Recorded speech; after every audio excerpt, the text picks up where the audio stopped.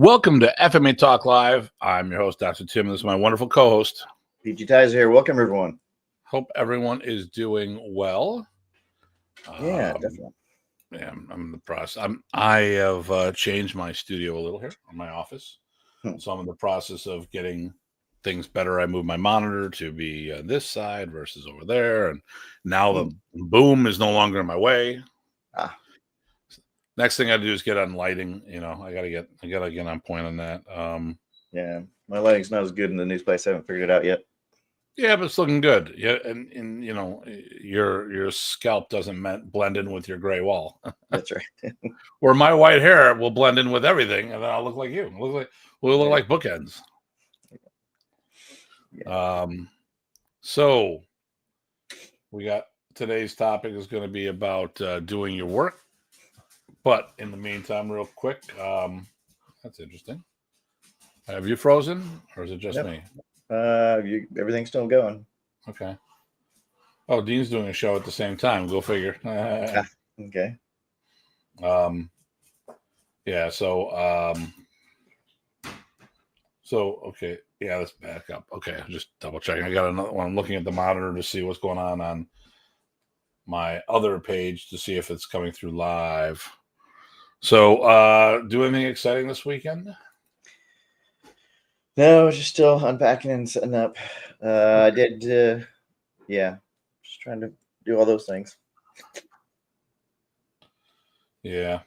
So, I actually went to a martial arts tournament. Oh yeah, where? Erie, Pennsylvania. So it's about an hour and a half away. Okay. And the whole thing is real simple. You pay it forward. You pay it forward for the things that you've done on your way up. Yep. So back in the day, I once in a while I still do compete, more with my people than anything else. Hey Matt, how you doing? Hey Matt. But the thing here is this, if we want the community to grow as a whole, we need to support each other in different ways. Now, it is part of the league I'm with, the MA Tour. But it was the second last weekend of summer. But the cool thing was I bumped into I'm terrible with names. A member of Team Paul Mitchell from Chris's team. Yeah. And I've met her before teaching up in Buffalo or Niagara Falls, USA, which is about 30 minutes north of here. And I'm talking to her because the tournament's not, it's not that the tournament's beneath her. She's that much above all of what's going on. So it's like, what are you doing here? Oh, day trip with my dad. Okay. Okay. Then we sent, hey, Mike or Donald, or all of it. Then we sent and our brother down in Mexico. Hey, how you doing, sir? I went to judge. There was no winning. I did win. I didn't have to yell at anybody, and no one yelled at me. That's the best part, There you go. So no trophies, no nothing. I tell the guys ahead of time when I go, listen, even with the league, here's the situation. I'm more than happy to come to your tournaments if I've got nothing going on. But if I get a seminar, I'm gone. And, because I'll make a few $1,000s doing a seminar.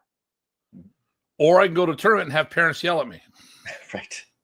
I can and do all that other nonsense where I really enjoy teaching. And I don't dislike tournaments, but I really enjoy teaching. And and that's the one thing that was really cool when we would bump into certain people, because they'd be like, wow, I can actually see it in you, Tim. I'm like, great.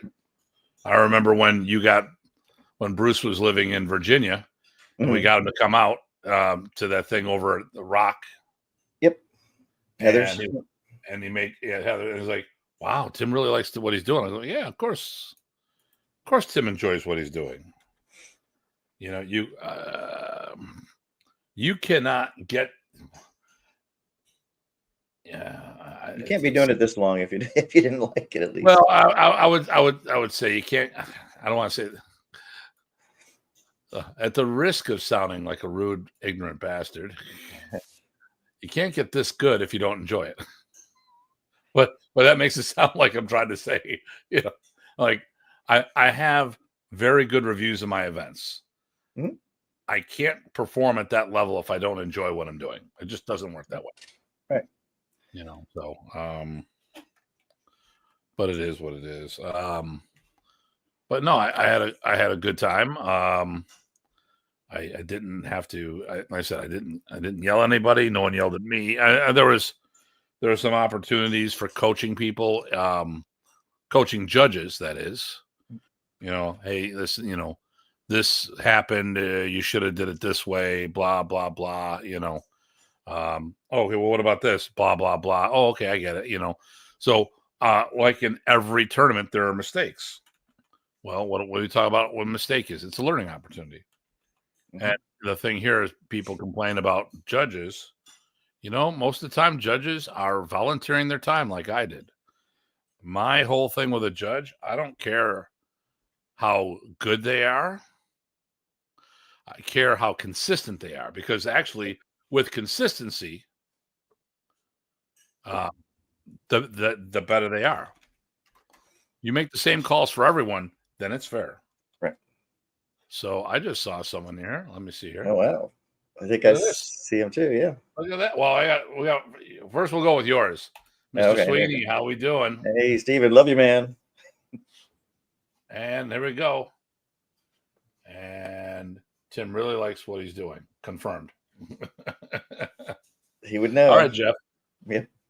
Funny thing was, Jeff Leader, for those who don't know, is the guy who actually encouraged me to get into legitimate training. I was a partial artist, backyard training groups, had some real world experience, but I had the talent, but I was missing all of the structure. And then Jeff went to college. He was a year above me in high school.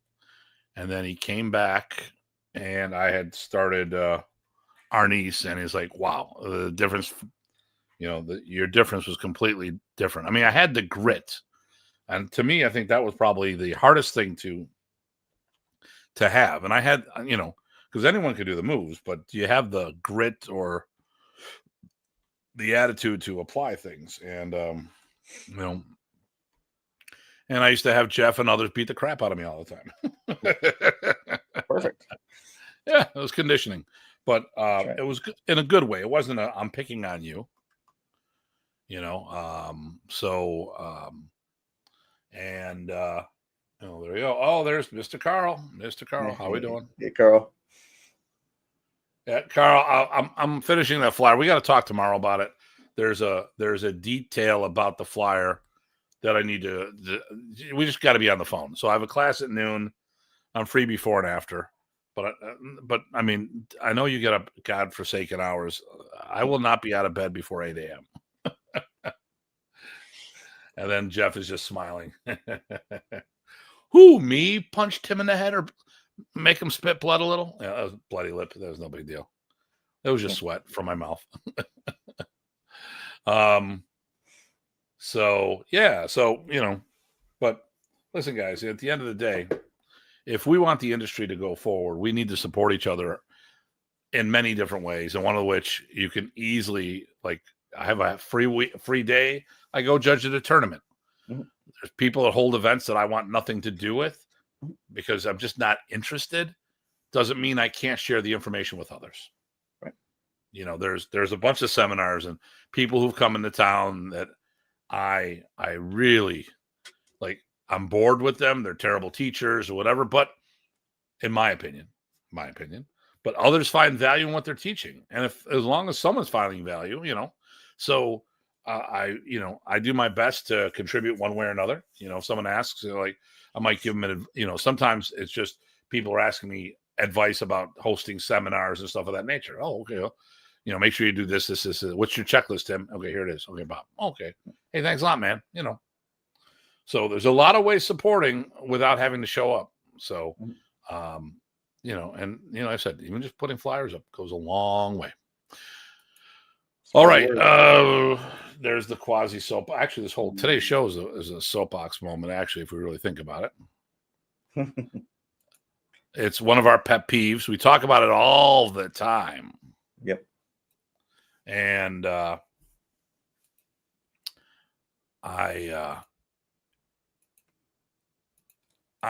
just, like I said, there's stuff going on, and I think about different things and stuff. So what we're going to do is we're going to talk about what the heck we mean by doing your work and how it applies to martial arts. Mm-hmm. And like I said, there's a couple things that I always relate this to modern Anise, because I can tell you how it relates to to what we're doing. So but why don't you start us off, my friend? About doing your work. Yeah, you do my work for me. And there you go. No, but gosh, I mean, where it really covers all aspects of things. One of the things that I think people neglect the most is actively participating with your brain with your training, right? People tend to go through motions, get some reps in, do X, Y, and Z things, but they're not analyzing, not picking apart, they're not deconstructing, not reconstructing, they're not tearing it apart and analyzing it and trying to grok it as much as maybe it might not even occur to them. So to me, that's a big thing for me. Do your work with one aspect of that is your brain is another muscle you have to exercise while you're working on things. Yeah, well, I mean, an example of that today, I was up in Canada doing jiu-jitsu with Professor Jerry, who will be a guest instructor at our training camp. Yep. And Colin was up there with me, and it's cool to meet someone that has that same mindset of saying, okay, we come from here, and we go to, here's our core move, and then off the core move we can go this way, this way, this way, this way. And it's just so refreshing to find that. And so we're working. I'm like, okay, so what you're saying is, then he draws a chart for me. Sound familiar? It's like, okay, take a picture. So now I have visual aids for, because we're doing the dry run of the or the head start of the of what we're going to do at the camp. I mean, because obviously we can help out with that. The more people that are on point, it'll be easier to do some things, because he's only one person. I'm not sure if he's going to have any helpers with him. So but asked a couple things, this, that, and the other thing. But I mean, we're always talking about different mindsets and connecting the dots. And like you said, it's a cool thing when you do this. So let me catch up with a few things here. Sulin, all right. I appreciate Tim's philosophy of fighting. Okay. I'm not sure which philosophy of fighting that is, but please share that with us so I can. May I ask you guys a business question? Okay. How do you turn your passion for martial arts into a career? That is a whole nother story. That's a whole show. Yeah. At least. And he goes, I'm always looking for the holes in whatever we're doing. Yep. Yeah, you should have thought about what you wrote before you wrote that one. No, I think he did. Listen, first of all, Matt. Yeah. Yeah. That's such a complex, because I'm going to say it this way too. And I'm not. Present company excluded. Okay, we're not talking about us. He loves all your holes. Okay, got it. Okay, I knew Sweeney. I would think that more of an Abel, but okay, I guess Sweeney is like that too. Hey, it's a trickle down thing. Yeah. So, okay, I will say this. It's a rough topic, and I'm just going to make it real simple. There are people in our industry that shouldn't be teaching. But Remy asked a bunch of us to spread the art the best we could. Yep. But to be successful, I mean, there's people out there being blunt about it, because that's my style. They really don't know what they're doing. They don't ask questions for extra help. There's so much more that could be done, unfortunately. And then when they ask for questions, the thing that annoys the hell out of me when people ask for help and then they don't take it. Like, Right. And I'm not saying that, like if I offer you some advice, that's on me. If you don't take it, that's fine. Sometimes I see something, I go, hey, do you mind if I kibitz a little? Oh, okay, there we go. McDojos are everywhere. Yep. But I mean, if you're going to try to turn this into a business, first of all, you have to make sure that you have an aptitude for this. Just because you want to do it doesn't mean you see. This is it's not like I want to be a mechanic, and even then, being a mechanic, you might be able to change all the parts in the. So I worked in the automotive industry. There's a lot of guys that can change every single part in a car, but they weren't very intuitive. They couldn't figure out what was wrong, but if you gave them direction, they could do it. So they could be a good part of the team, but they wouldn't be a master mechanic. They would be an apprentice mechanic, or or your basic mechanic, stuff like that. So, but like Ty said, that's a whole show all in its own. I think it boils down to at least three parts. You can correct me if I'm wrong, but I mean, it's not only people get confused, right? Hey, I'm gonna know the art and be really good at it. I can open a school, right? Well, there's two other pieces at least. One of them is you have to have an aptitude for teaching and, running, doing the instruction part of developing students as opposed to performing and understanding the material. So you're not selling the art only; you're selling your delivery of it. And then beyond that, you have to understand the business. Even if you're not there to make money, you have to make it viable, right? So there's a lot of things to that. You have to go out and do your work as far as networking. You have to do all of these things that are not martial arts. So if you can do your homework, do your work, right, and look at those other two aspects, make sure you've grown as much in those two as you did in the first one, then you have a good chance. Yeah, location is part of it, but but actually with proper marketing, you could have a bad location and still be successful. But okay, so doing your work. Here we go. Let's talk about doing your work when it comes to this. So first of all, you need to take some business classes because you need to understand how to do some kind of accounting. You need to understand how to answer a phone or how to reply to text and emails. Now, there's tools like ChatGPT that can help with that as far as the text and if anything in the written form. But do you have the personality to talk to people? But what's this? Oh, podunk towns don't produce. Yeah.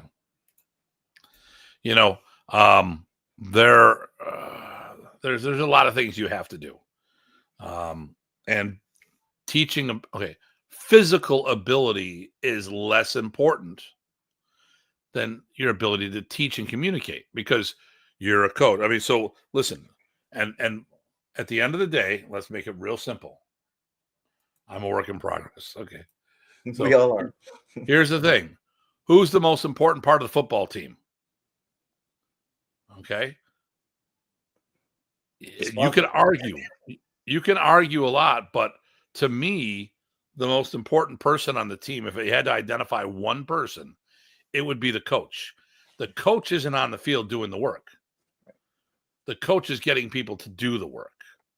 So if you're going to teach, and there we go, the team, you have to have a team, but a team itself, you still need a leader. You need an offensive and defensive leader on the field. And then you also need the sideline support. And a coach has a lot more influence, can talk about trading people and stuff of that nature. And, but as a martial art teacher, you are the coach, which means you're coaching people to get to their peak ability, whatever that is. So, and if that's not in your wheelhouse, then, this may not be the thing for you, but there we go. So there's part of doing your work. Talked about a whole bunch of different things in there. So I'm going to use a modern. It always goes down to modernities because, well, we're both modernist people. It's easy to talk about that, right? Yep. So one of the things, it amazes me when we talked about stuff and I don't know, maybe it's in other systems as well, but it just seems to be worse to me in our art. What's Steven say here? Get them to put in the work. Okay, to get to the yep, exactly. That's what. Yeah.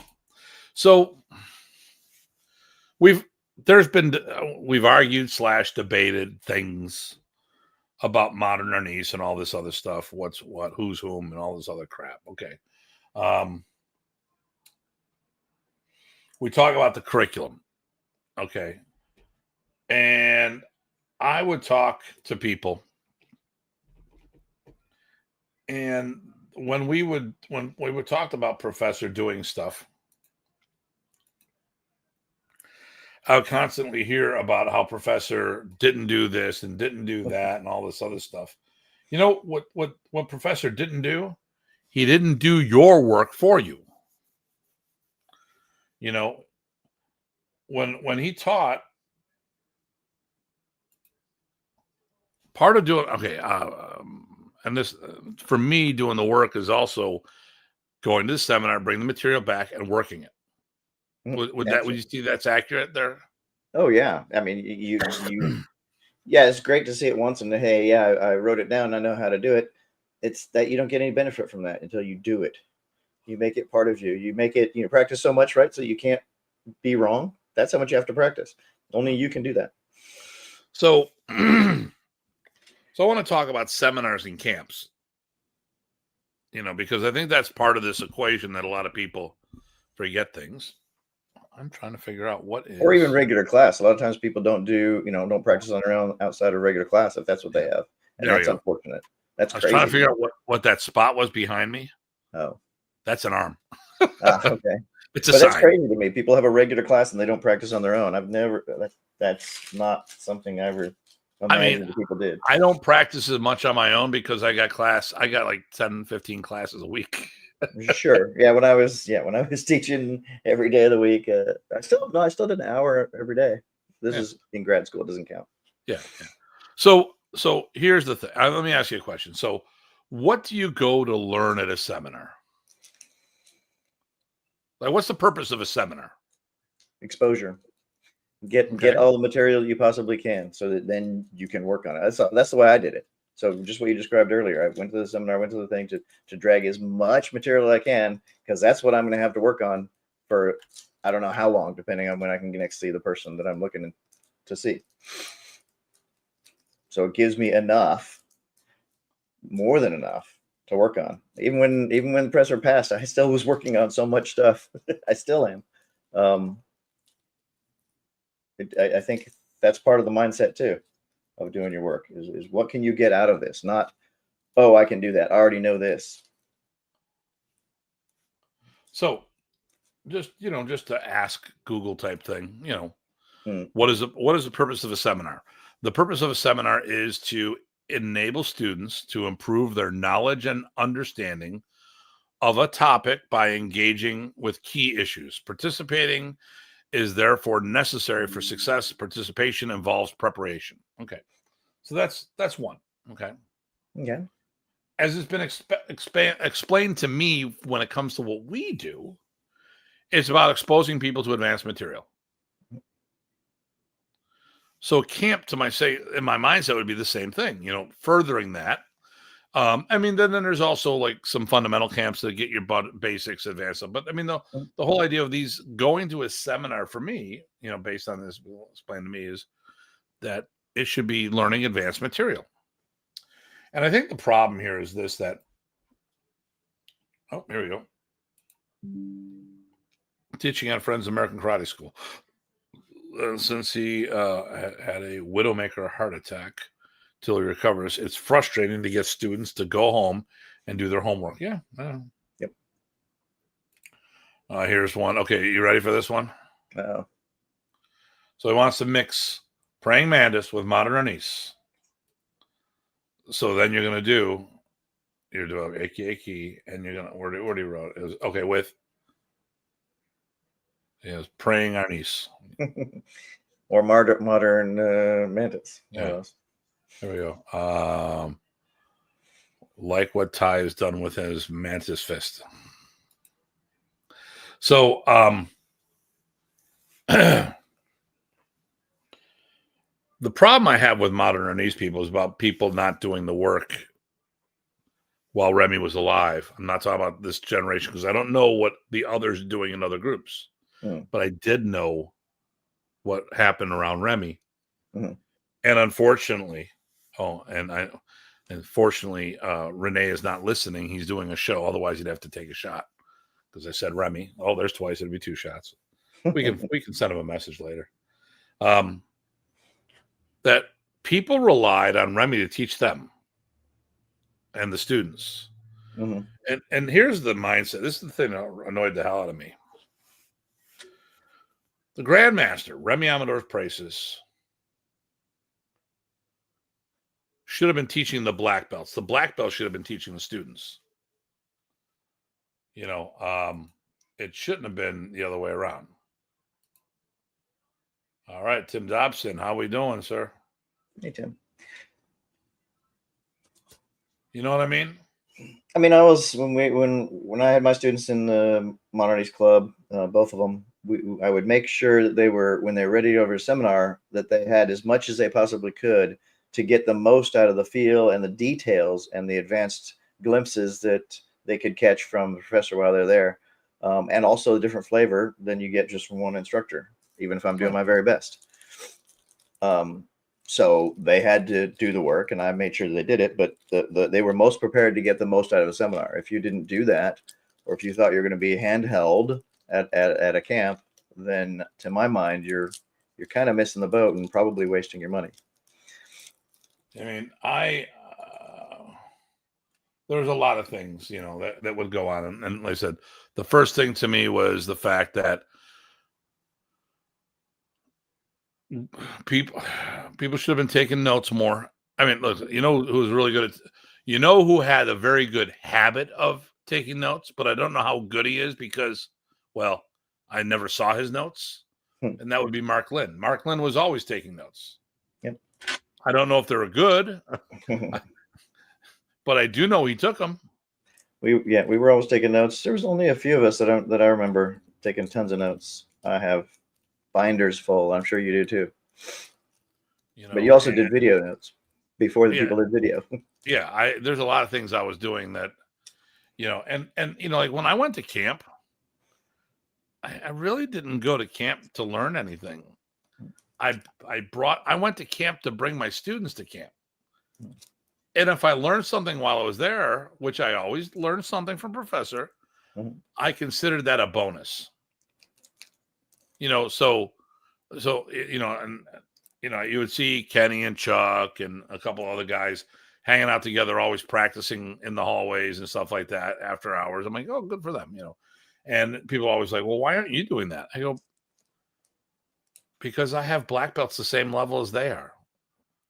I mean, I was developing black belts while they're learning the art. I'm trying to learn on how to become a better teacher, and I was bringing and every camp I went to, well, every time I went to Michigan camp, let me rephrase it. I want to say every time. Most of the camps I went to Michigan, I had students testing with me. Now, not necessarily black belt, but I did have people testing. And I mean, I produced 30 black belts for Remy. No one's done that before. I mean, I don't know if anyone did that in the Philippines. And we're talking Remy Prace's Modern East with his signature on there. The way we were taught, and told by Remy, you had to test in front of him. But my whole thing was about learning the material, organizing material, going back and teaching my students, not worrying about what was supposed to be done that afternoon, And one of the things that frustrated me at the one camp, I was talking to Randy Shea the one time, and he goes to me, hey, there's a movement going around. Oh, really? What is that? People were kind of thinking about just to see about what having professor just test what was taught at camp, only what was taught at that camp. And he asked me, I go, I think that's a terrible idea. Well, what do you mean? I go, like, so if we did the 3-day camps versus the 4-day camps, he didn't always go over the forms as one example. Now, whether you put a high value on the forms or not, it's unimportant. It's part of our curriculum. End of story. So does that mean if he didn't teach the forms that camp, which, by the way, he never taught the forms, he'd put someone in charge like me to teach the forms, or you, or someone else, I mean, so does that mean the forms go away? If he didn't go over trapping hands at camp specifically, which is one of the core moves of the art, does that mean it goes away because we didn't go over trapping hands? I mean, it's bad enough we didn't go over basic punching and kicking. It's in the art. It's in the forms. You can look right there, but how is that doing your work? Because, I mean, the whole idea was to take the material home and learn it. And to be honest with you, with the exception of my lack of flexibility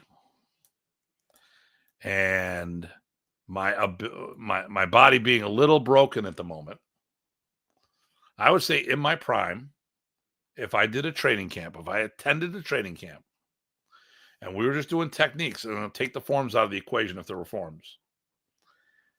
I did the whole weekend camp, and then there's a test at the end of only the material we learned, and I let you go first, I could probably pull off a black belt. Because I was that well trained by Remy. I mean, what do you think about that? Do you think that's an accurate statement? Yeah, I think if people will, in a lot of ours, not all of them, but right, a lot of basics and stuff, and really on point, there would be people slipping through that really didn't grok the material. So, when you do things like that, but I just I think a lot of time it's just I think too many people have been rote learn. I think you can. It's hard now to describe because I hate sounding like the old guy. You don't know what it was like back when I was a kid. We had to go uphill in the snow barefoot both ways to school and blah blah blah. Yep. I had a bus. No, there was no, But the thing is, if it was 14 below, we still had to go to school. Them's the Gen X days. I went 2 weeks without a car. I had to find a way to get myself to work. I walked. It was 2 miles, and some of that weather was not too cool. I've bicycled to work. I've walked to work. I've done a whole bunch of shit like that. Okay. That was before Uber.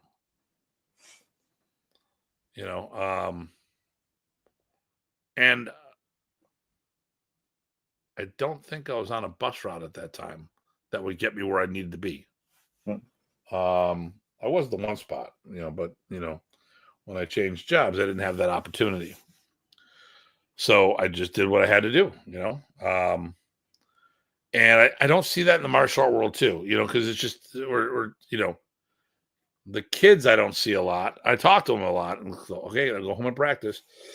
The only problem with that is you got to get them to do punching and kicking because the weapon training, it's hard to have a house that's big enough to swing a stick or a staff. True. But if they just do, hey, pick 5 kicks, do your 5 kicks, do 10 kicks with each leg. It's a lot of kicks. They add up real quick. 5 kicks, 10 with each. That's 50 per leg. That's 100 a day. In 10 days, there's 1,000 kicks you just did. Those. You can hit that 10,000 number real fast. We had a trick for our club for getting people to do some of their own work, and that was when I was teaching 7 days a week. We had classes 7 days a week, which is awesome. One of the days, I believe it was Saturdays. Usually Saturdays was devoted to review. So basically, everybody was still expected to show up, but everybody did their own review in the presence of all their peers. But they had a space to do it. They had people they could ask questions, and they could just rack through all of the material and push themselves and see others pushing themselves. And I was out there practicing my stuff too. It was interesting because people, I know some of the students wouldn't practice at all outside of class, but they would come to that class and they would practice there on their own. You know, nobody's whipping them into shape and saying, "Hey, practice." That's what they're there for. And so, you know, you really stood out if you didn't do it. That was interesting. That worked. I don't know if it would work in today's world or if it would work outside of college kind of atmospheres, but I thought that was an interesting way. So there's always some way to find to help yourself do the work. You can be creative, and that's part of doing your work too. Find a way that gets you where you need to be. What does it take for you to do that? Figure it out, and then do it.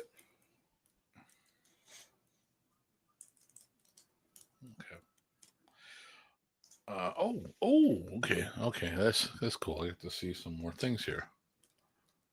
All right. Dominic Vellante has given us a thumbs up. Oh, good deal. Hey, Stephen Dom. Straka, Kim, Bernard Seaborn, Nice. Rick Sola, Dennis Tan, John, and Red King. And then there's 10 other people, and I cannot see who those 10 other people are. They're blocking you. Well, it's just limited from the yep. The they've been on YouTube too. It makes it harder. Yeah. Some's on YouTube and the others are on. Yeah. It is what it is. Yep. So you know. So like I said, the example. Here we go. So you can tell those who do the work who don't. You usually can, yes. Or those who just put in extra time at the dojo or studio, club, whatever. Whatever it takes.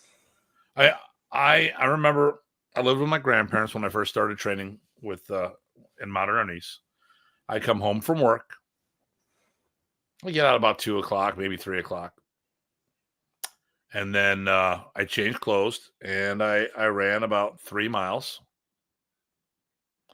And then I would do the angles of attack with footwork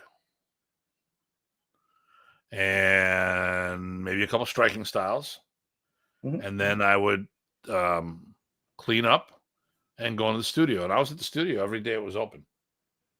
And that didn't take a whole lot of time if you had to whip through it. Yeah. I was doing BJJ today up in Canada, actually. But JJ, sporting my new gis that I actually now produce my own gis. Yeah, isn't that crazy? Mm.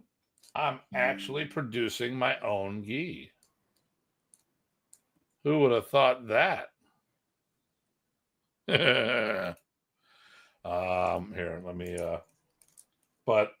And I got Professor. So at our instructors camp, Professor Jerry's coming to town, and he's going to do a 2-hour class for us because that's what we do. Taking some fundamentals. I'm going to miss the summer to some extent, but I'm also glad. I'm also getting cool that the summer's ending because less schedule conflicts. And then I'll have different schedule conflicts. Mm. All right, here we go. Boom. There we go. My normal Monday. So Colin, right here, Colin, he's my newest black belt. Now, I've got new belts being manufactured. So these gis are mine. So that's my new brand of Stig Gear. So yeah, jiu-jitsu gi, rash guards, stuff like that, fight shorts. Short and long sleeve rash guards and stuff. So what's happening is we're just wearing our belts. I've got a blue belt on because Professor Jerry promoted me, so I wear the belt he gave me. But I've got belts coming in for my new brand. I'm gonna have a bunch of white belts coming in, so my students could have white belts to wear. I mean, I could just give them a regular white belt, but I want to do the BJJ belt. And Professor Jerry doesn't care. Just wear whatever.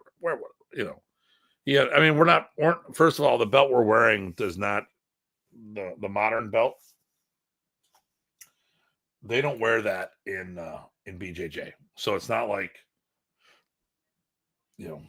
like what you don't, like, so we have a red belt in our curriculum. Okay, it's a kid's belt, no big deal. Well, in some systems, the red belt is like for an 8th degree black belt. And actually, in modern arnis, allegedly, you can become a high rank, the belt after a certain. So modern arnis has a black belt with a red border. The higher the belt, the thicker the border is supposed to be. Now, Remy never really did this, but theoretically, it would turn into a red belt. So I got to check a message here.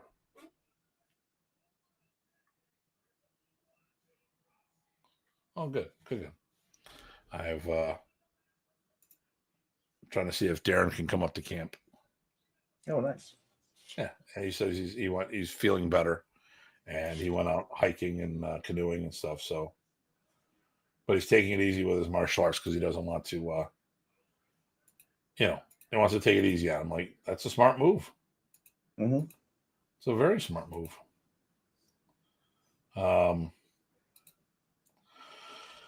Yeah, my back's feeling a lot better. When I first started doing it, every time I dropped to the ground, snap, crackle, pop. Now it's a whole nother story.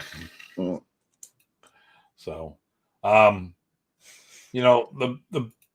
literally, I listen to things, and I talk. People talk about, well, Remy didn't do this, and because we're going to apply this to modern arnis. Like I said, Remy didn't do this, Remy do that. I'm a blue belt. I'm still working. I'm probably another 10 years the way I go. The thing here is, let's not talk about what Remy didn't do. Let's talk about what you didn't do. If you didn't take notes, if you didn't organize stuff, I mean, here's the thing. The Marine Corps was in World War II. At the end of World War II, a bunch of them were stationed in Okinawa, happened to trip over a karate dojo, and the head instructor of that was Tatsuo Shimabuku, Dragon Boy. Whatever the deal was, he taught them martial arts and brought it back. This was in the 50s, late 40s, early 50s, when this stuff happened.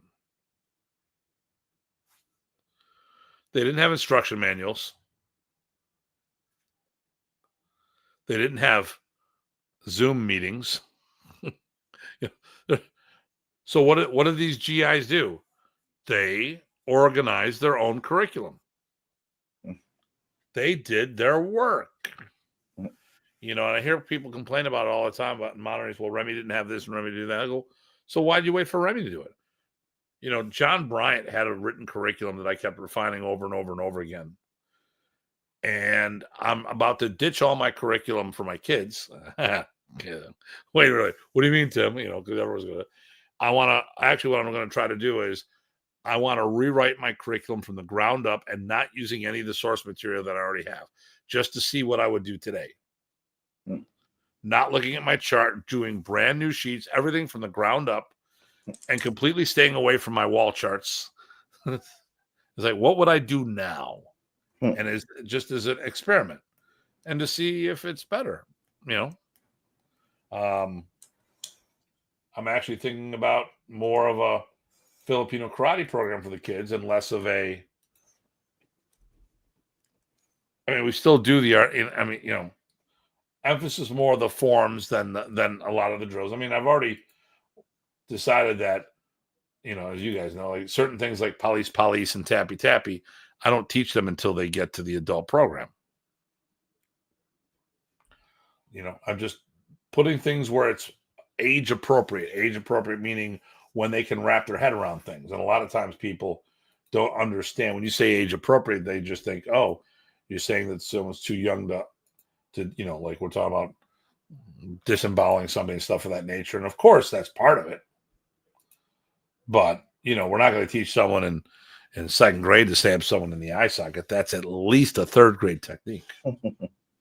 But there's things we can do and stuff of that nature. So let me see here. Okay. What do you got for doing? What else do you think we got for doing work here? I'm not trying to make it go longer. I'm trying to make sure that we're covering all the things. We talked about getting the most out of your exposure. We talked about working on your own. We talked about, well, even in with regards to if you want to make it your living, what it takes there. Just a sidebar.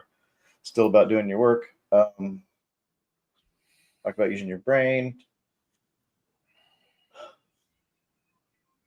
I think one of the other things people always want to collect more material. And I would say that if you do your work, maybe you just need some material, and that could actually keep you busy for a really long time. So I don't know, pick a drill, a technique, or whatever, and see how much you can learn from that. That's what I would challenge you. So do you actually need more material, or do you need to put in the work on each of your material? So, okay. And there are a ton of quotes about that too. But yeah, I think we've covered most of it. That's the only other thing. I'm glad you said that last one. So let's talk about that real quick, because this I can relate to 100%. So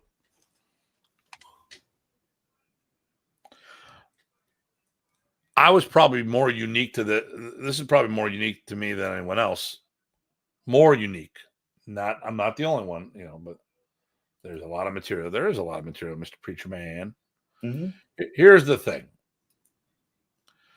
I started Modern Anise. I was setting all speed records.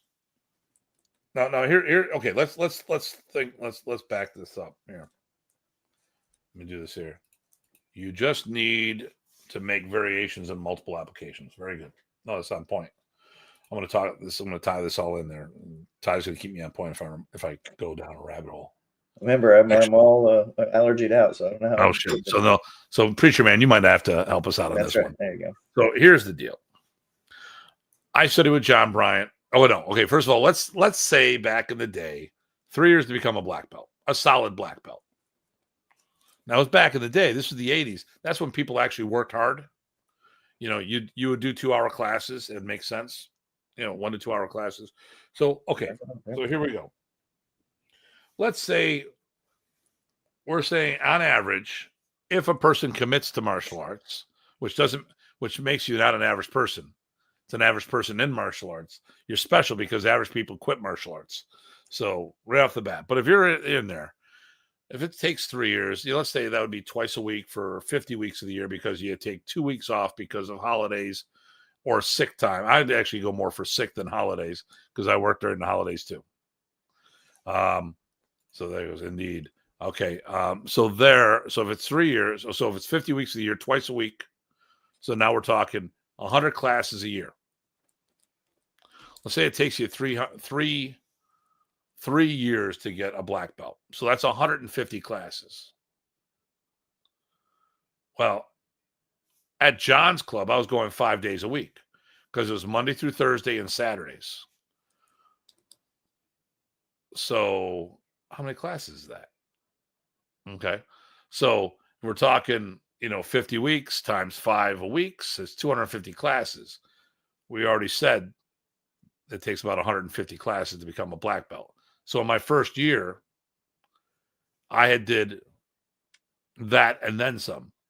Now, just because you did the classes doesn't mean it's absorbed right, because there is the time factor that goes with that. I think the thing here is that I can work on my skill set, but I'm missing the good martial artists have that whole connection. It's not just can you do move A, B, and C. They're understanding. They're putting combinations together. They're seeing strategies and stuff like that. I call it, there's a certain need for fermentation time. No matter how much work you put in, you also need to have it sit there and ferment, and you can help that, but it needs to chug inside. So here's so as the word game, how long does it take for you to get this answer right? And the question is, it's the word game. Okay. 2 sisters have 2 brothers. How many kids are those? Okay. So everyone goes with, oh, that's 6 when it's actually 4. Mm-hmm. 2 sisters have the 2 sisters have 2 brothers. Mm-hmm. They both have the same brothers. We didn't say half sisters and all this other stuff. So it's only 4 in the family. Yep. How long does it take for you to wrap your head around that? I've done the word game in class, and I do the whole thing. And after I tell everybody, no, I go, how many sisters do you have? Well, I got 2. And let's say you had a brother. Yeah. And you and your brother both had 2 sisters. Yeah. The same 2 sisters. Oh, I get it. But some people they don't get it right away. Mm-hmm. And sometimes when you explain it, they just don't get it. So there is that fermentation time. So It takes time to do cross links and stuff. That's actually, it's probably related to what goes on in your brain when you form long-term memory versus short-term memory. There's a lot of cross-linking that happens. And so, yep. So I would train all this time. And then I left John. John Bryan and I went in 2 different directions. He got out of the yard. Mm-hmm. We lost him to liver cancer. I don't want to speak ill of the dead. And the thing I say about John all the time, we may not have agreed on everything, but if it wasn't for him having that school, I may never have gotten into Modern Ernie's. And I'm thankful for that connection he made. Now, that being said, I left John. Remy called me up and said if I want to continue, he'll be my teacher. So I would go away weekends to see Remy. So I'd see him once or twice a month. And what I would do is I'd get material. I went home. I worked the material time and time again. I did it right-handed. I did it left-handed. I did it left on right before that was a thing. Because Remy would always go, the badge of honor is when Remy would switch hands on you. So I wanted to be prepared for when he switched hands on me. So Right. It became a predetermined thing. And I would go back and tear everything apart, put it back together.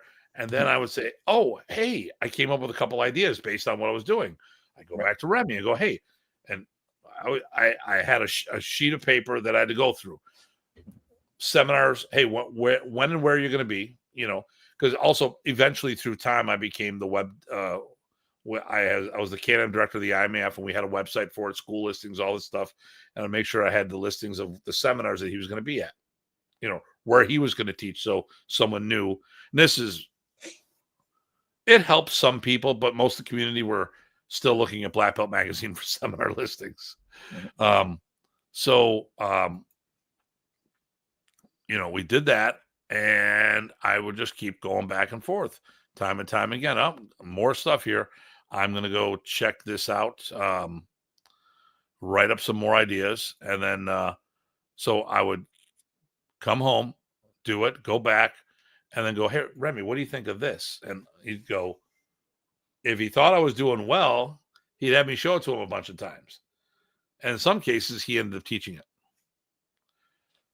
If he didn't like what I was doing, he goes, no, don't do this because of here. Instead, do this. And it was a win-win. He rewarded me for the effort because I did my work. Yep. So if he didn't like what I was doing because my head wasn't thinking properly, he course corrected me by giving me some good material. If he thought I was doing good work, it may have creeped into the system, like rotary throw or what he called mobility throw. That was me bringing something in. The Abanico Redonda, I didn't create it. And Puda Kampala, I didn't create either. But I was doing it. He saw me doing it. It crept in. I'm like, okay, sure, no problem. You call it mobility throw. Oh, is this more better? Remy, it's rotary throw. No, it is mobility, more better. Okay, professor, whatever you say. But I was constantly coming home from a seminar, and all my students were getting all this material. And I didn't even care back then. Like right now, if I come home from a seminar, I only share certain material with certain people. because I'm spending all this money to learn it. And I want to make sure that, if I spend money, I need a little compensation back, just a little something. So, I don't share it with everybody because they get too used to me sharing everything with them, Mm-hmm. and they take it for granted. Oh, why? And I actually had this. Oh, I brought. I was going to bring in Christine Bannon for a seminar, and I go, oh no, all my students goes no, because a couple of parents talked. We'll just have Tim learn it, and he'll teach it to us in class. Mm-hmm. Like, really? You can get it right from the source. Jumps out. Now my students are all up on seminars. They love seminars. Okay. They use bullwhips, not use them on their students. Okay. All right. Oh, wait a minute here. I missed this. I call them skill development drills. Examples. We use whips to get students to loosen up and get rotation in the central handle. And that's it. We use the bullwhips. Okay. And here's Eric, my friend. Hey, how you doing? Other coast. Yeah, we got to set a time that I'm going to go out there. Nice. Yeah, we've talked about this time and time again, and I think 2026 is it. We're going to go out. I'm going to go back to Portland because I've been there a few times already, teaching out there, and now it's time to get back on it. One of my best friends lives out there. I should actually get out there again myself. Yeah. So, yeah, I think 2026, I'll be doing a lot more West Coast stuff. It's easier for me to travel there these days. It's gotten easier for me to travel. And I've got points. I get a lot more points now. So I'm waiting for Eric to make a comment. Yeah, Datu going up. We've been talking about it a whole bunch of times. Like, oh, there we go. That would be awesome. So,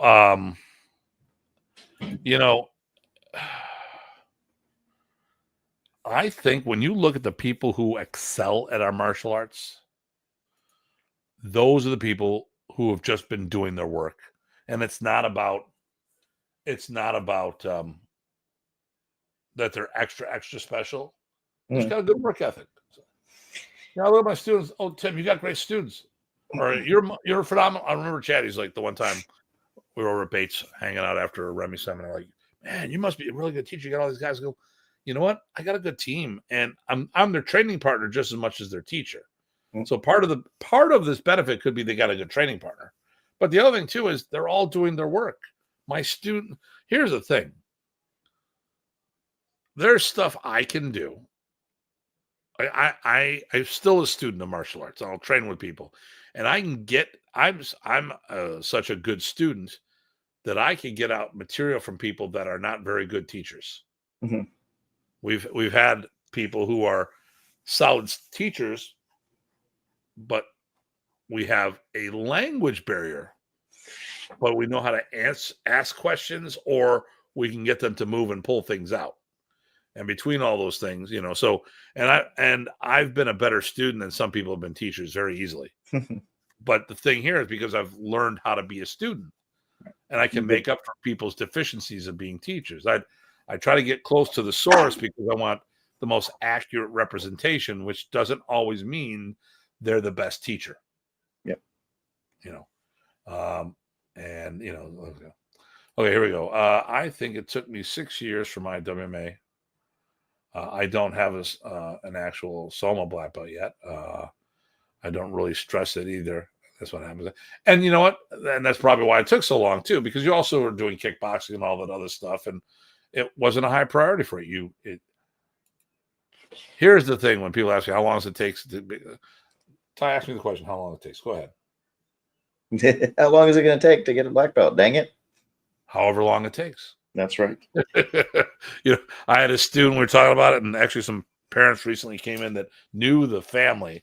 I had one family would come in, and their summer vacation kept extending, and summer became summer and winter.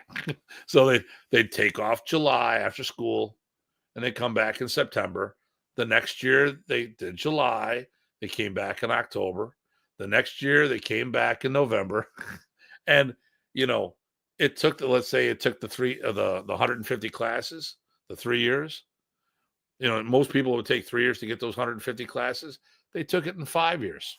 I think in the long run, it's all about, what does it take to acquire skill? And I think consistency, and then we say this a lot, consistency is far more important than people imagine, right? So a little bit of goodness consistently always over time adds up a lot over time, right? So if you're regularly doing these classes all the time and you're doing your practice all the time, that's a lot of work that's going to let you acquire skills if you approach it correctly.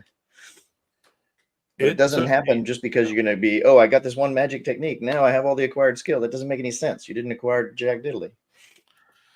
I started BJJ in the 90s. I did it to augment what I was already doing. Mm-hmm. Now I have a whole bunch of Japanese DNA in me from Modern East because Remy was best friends with Wally J. Yep. Last year, I got my blue belt in BJJ. Why? Because I didn't care about getting my blue belt. Actually, it was a goal I wanted. I said, yep, I want a blue belt. Well, when are you going to get it? I don't know. One of these decades. Right. It's the goal is the skill, not the rank. And that's it. Hey, by the way, I found my BJJ uniform and old belt. I think it's a white belt with 2 stripes. Oh, good. Do you still fit into it? I didn't try. I didn't check. Because obviously, if you're going to do that portion of the class, and you know what, if you're in the Buffalo area or you're close, come to our training camps. But dude, if you like grappling, you really got to meet Professor Jerry. Mm-hmm. I mean, he's such a nice human being. He's such a knowledgeable human being, and he's so good at teaching. He is just next freaking level. And I mean, he's a professional educator. I mean, there's just so much stuff going on there to unpack. And it just I mean, and the thing here is from an just to hang out with him as an educator. It's just cool how he puts things together. And to me, at the risk of sounding like a braggart, we both do the same thing. He, as good as I am at teaching the vertical, he's that good at teaching the horizontal. I mean,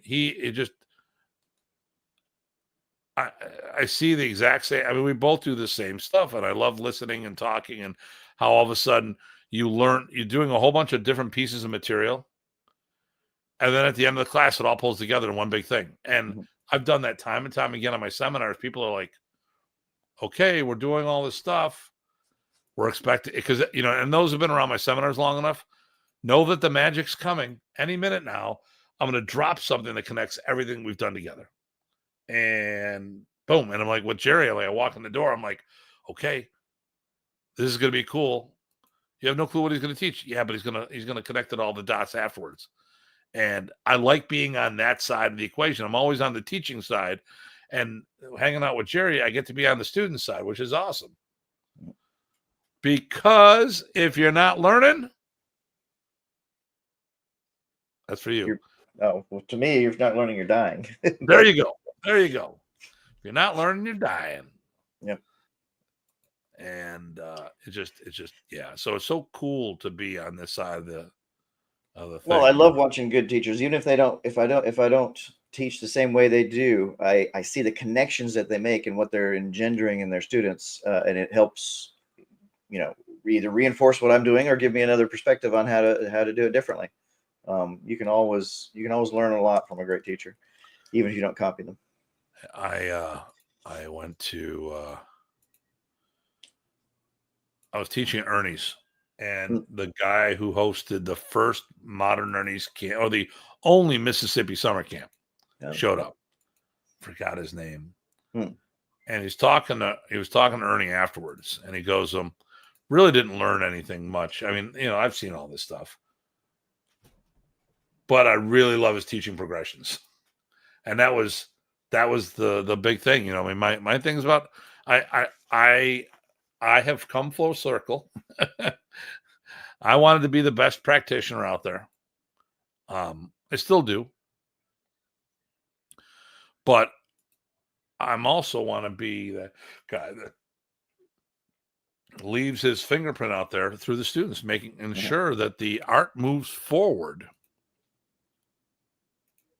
that there's a generation or two after us. My goal is that the work that people like Ty and Chad and Craig and myself are doing now will have lasting effects for multiple generations.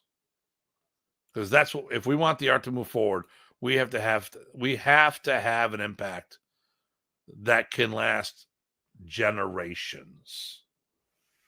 And the thing here is, because of how Remy structured everything, there's one thing that I did that he didn't do, or that he couldn't do, because he had the direct connection with all these people.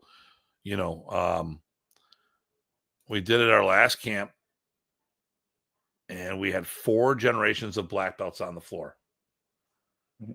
I taught. I was there. My student Craig was there.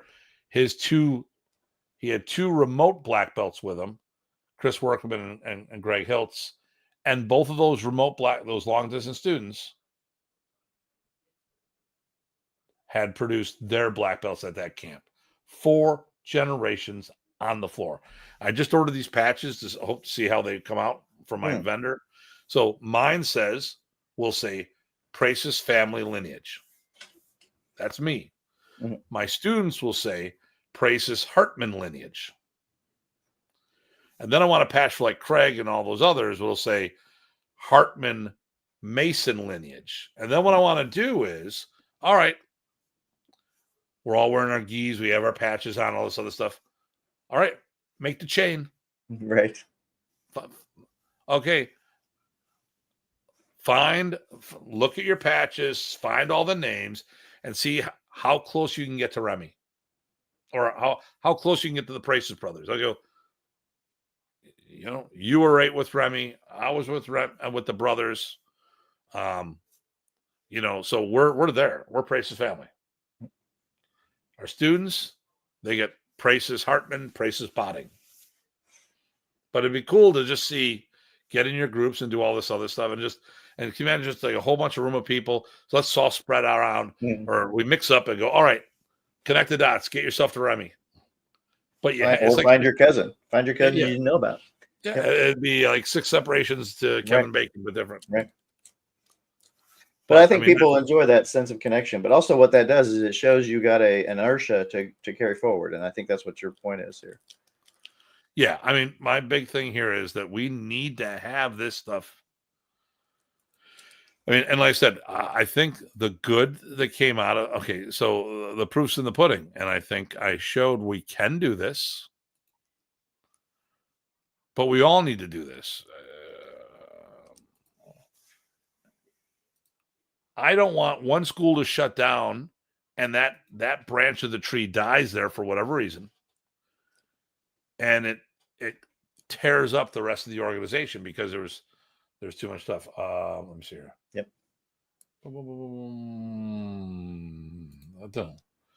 I have to return an important phone call. It's too late. I'll listen to the replay. Have a good weekend. Thank you, Preacher Man. Kickboxing never took priority over at Craig's. When I was in fight camp, I never missed a class. Okay, cool. That's awesome. So get busy, living and learning. There you go. Yep. Pretty certificates, colored belts, never a goal. Yep. You can buy those at Amazon.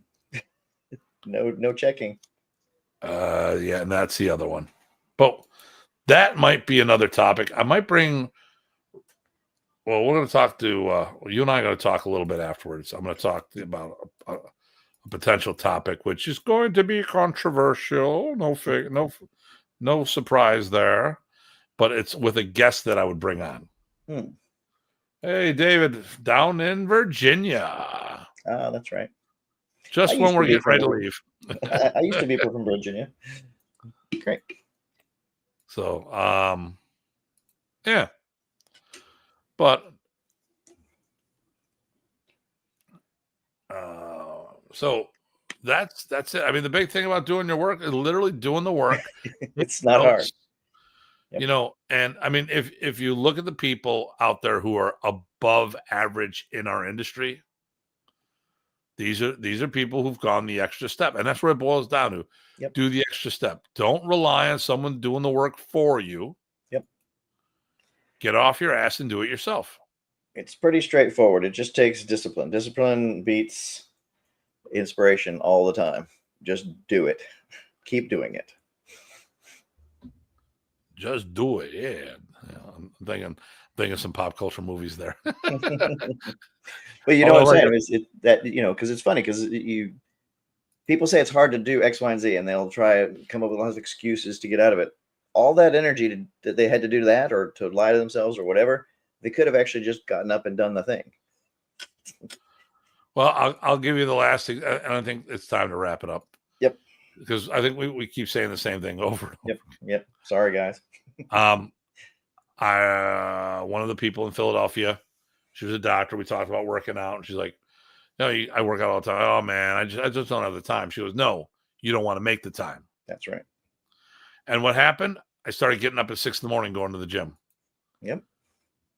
Now I'm going to be very upfront with you right now. I really don't want to make that time. It's a choice, and I know I'm making that choice. I'm not in denial about that choice because I'm up so late. I have to change my sleeping habits, which I've started to do slowly, getting to bed earlier, because I do want to get up earlier in the day and start moving. Well, and that's the funny thing is once you're consistent about doing this work, then it becomes a habit, and then it's no longer the same kind of work. Yeah. Right? Once you set it for a habit for 2-3 weeks, it's now part of your routine, part of your life, and then all the benefits of having that part of your life come with it. Yeah, we do ladders in class. Mm-hmm. Almost every class. Mm-hmm. Kids love doing it. And if you don't know that, they're also called suicides. I don't like that term, but where you run back and forth. So we're in the adult class. There's 6 people. I'm like, okay. All right, you're doing the superset. Just do the one and done. Just and then grab your sticks. We're doing, or actually, no, grab your gloves. We're striking. And there's things I got to make sure I'm doing. I got to make sure that we're going to be punching and kicking, because sometimes I forget about punching and kicking. So, I'm going to make sure we're doing locks and controls, because sometimes I forget about, because we have so much freaking material in our system. But actually, the more you do it, to realize the less there is. Right. So, and that's it. Don't put it off. And and the last one is, I would talk to Janice about stuff, and she'd go like, "Hey, when you get a chance, do this. When you get a chance, can you do that? When you do it," and then you know what? I get caught up in what I'm doing. I'm thinking, and I don't even think about it anymore. The thing is, when you get a chance, I go, there is no such thing as right. Get a chance. I need you right now. Let's do this. Okay, all right. Yep. So because if I'm watching TV, 9 times out of 10, it's streaming. I can turn the damn thing off, or I'm watching a repeat for the 50th time. And it's a dumb repeat, like Jumanji.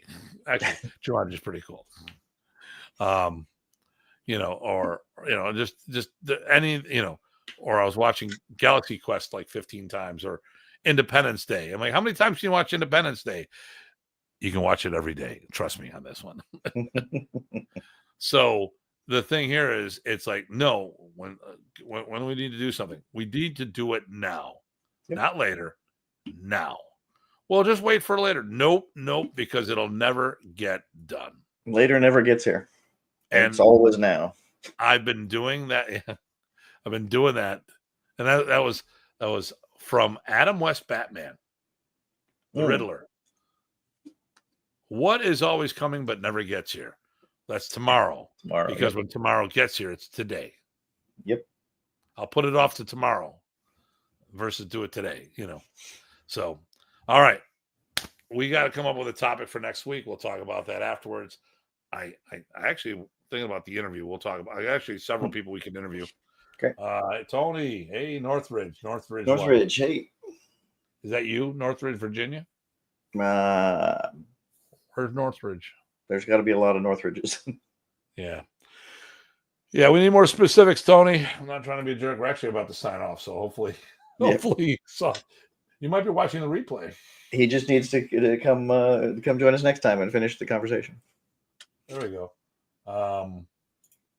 Let me. Oh yeah. Okay. Let me just write this in here. I'm gonna do that here. Tony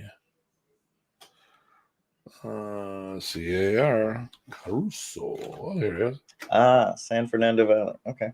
Okay. All right. Other coast again. Very nice. Yeah. The left coast.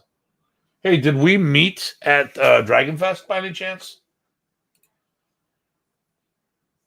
I bumped into Eric Lee there. I haven't seen him since he stopped at Remy's camp in Germany. Nice. He's got an interesting do now. He was the last time I saw him as well. Yeah, I don't know where he got it from. He also seems to be a little taller than I remembered him. Or maybe you got smaller in your old age.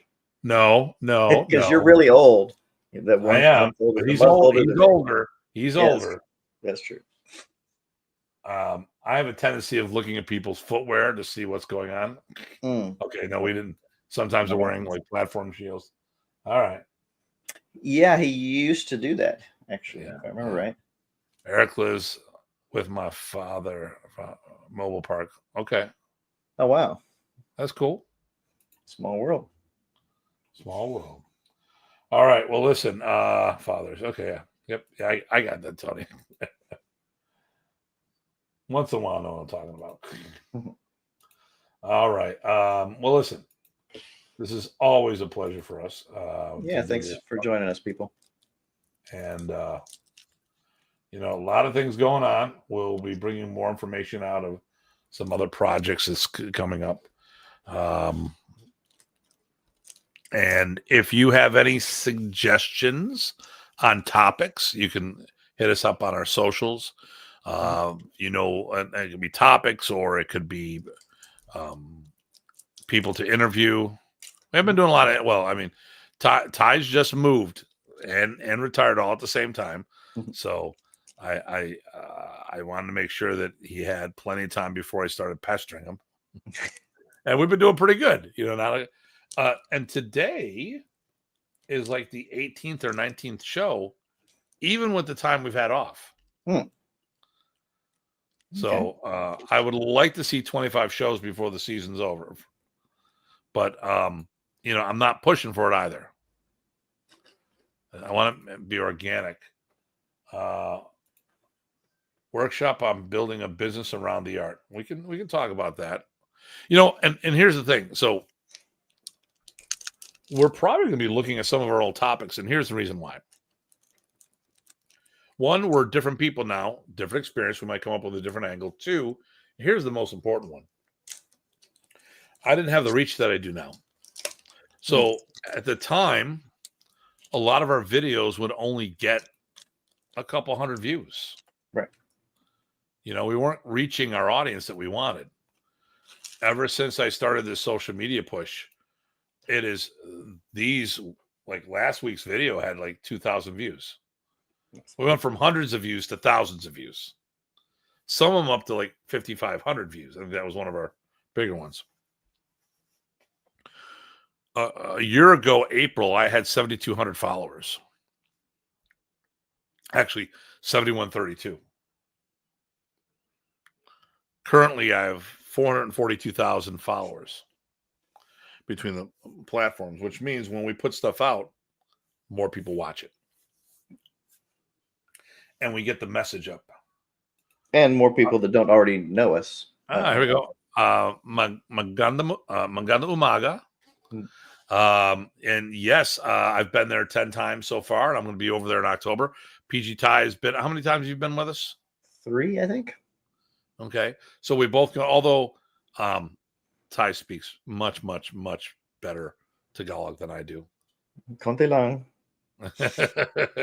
But I'll be over there in October. Bobby Tabuada is doing his world camp, so I'll be flying into Manila, hanging out there for a couple days. Then I'm going to go to Cebu. I'm not sure how long I'm going to be in Cebu. I might even try to hit Iloilo again because I had a good time in Iloilo. That We're was talking good. about setting some events up there. Yep. I've been invited to Mindanao, so Nice. who knows? Palawan. I mean, there's a place. There's been a lot of places I've been invited to, so I just, I wish to God I could just be there for a month at a time. But I got too much responsibilities with family and school. Right. And I wouldn't do that and dump this all on others. Not without a team. A team of teams. But yeah, where you're from? Well, let us know where you're from.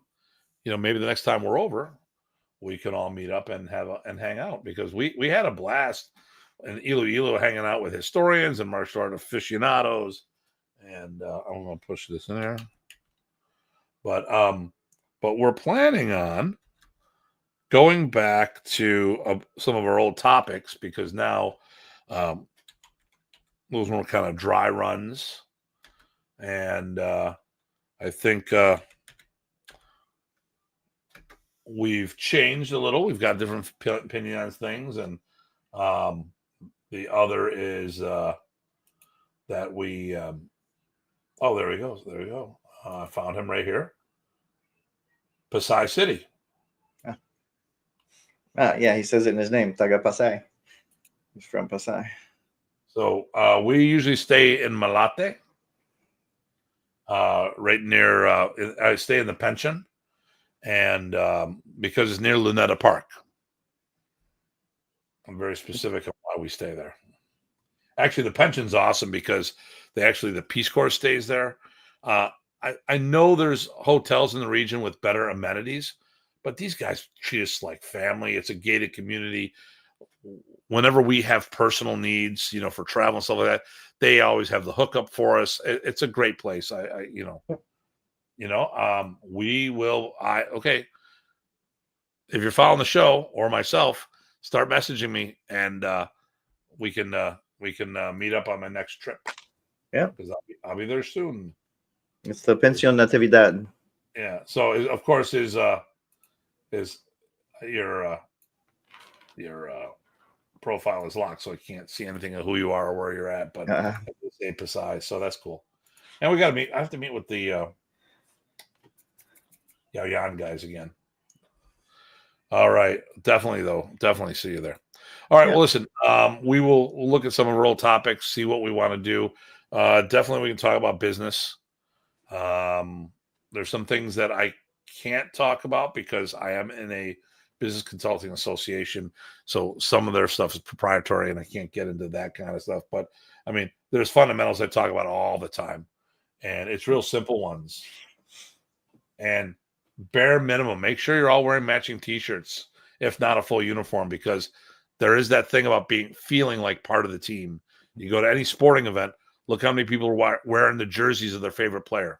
So if you all have the same look, and we would go to Alan Goldberg's event in Atlantic City, and we'd just be wearing the matching shirts with the Bulls and stuff like that.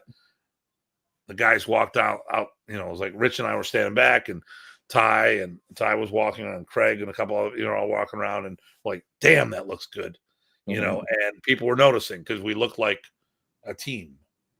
So, there's something to be about that. So, all right, well, listen, as always, this is a pleasure for me to share time and hang out with my friend here and talk martial arts with you all. Yes. And then we've instructor development camp is coming up in a few weeks. We're about 3 weeks out. I'm hoping my new equipment order gets in there before then. A few other things. The World Championships coming up October 4th. And then so much stuff going on. I'm just overwhelmed right now. Right. Listen, this is always a pleasure. So this Datu Tim. PG Ty. Thanks, everyone. All right. See you all soon, and stay safe.